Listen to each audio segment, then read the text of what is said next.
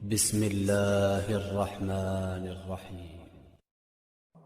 السلام علیکم ورحمۃ اللہ وبرکاتہ۔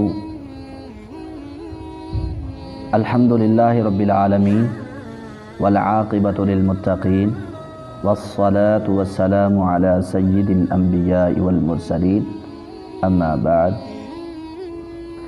وعن ابن عمر رضی اللہ تعالی عنہما قال قال رسول اللہ صلی اللہ علیہ وسلم اذا اکل احدکم فلیأکل بیمینہ وَإِذَا شَرِبَ فَلْيَشْرَبْ بِيَمِينِهِ فَإِنَّ الشَّيْطَانَ يَأْكُلُ بِشِمَالِهِ وَيَشْرَبُ بِشِمَالِهِ اخرجہ مسلم۔ معزز سامعین محترم، میں آج آپ احباب کے سامنے کھانے کے آداب کے متعلق رسول رحمت صلی اللہ علیہ وآلہ وسلم کی ایک حدیث مبارکہ رکھنا چاہوں گا۔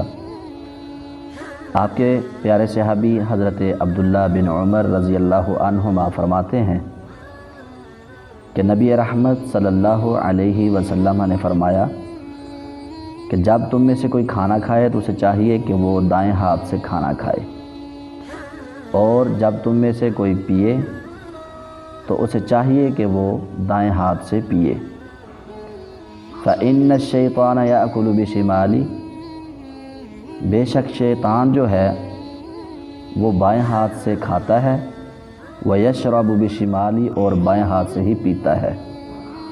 تو معزز سامعین، یہ تھی نبی صلی اللہ علیہ وسلم کی ایک حدیث مبارکہ، جس سے ہمیں یہ سبق ملا کہ ہمارے پیارے پیغمبر جناب محمد الرسول اللہ صلی اللہ علیہ وسلم نے فرمایا کہ دائیں ہاتھ سے کھانا چاہیے، دائیں ہاتھ سے ہی پینا چاہیے، کیونکہ شیطان جو ہے وہ بائیں ہاتھ سے ہی کھاتا ہے، بائیں ہاتھ سے پیتا ہے۔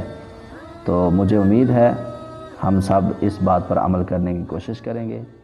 جزاک اللہ۔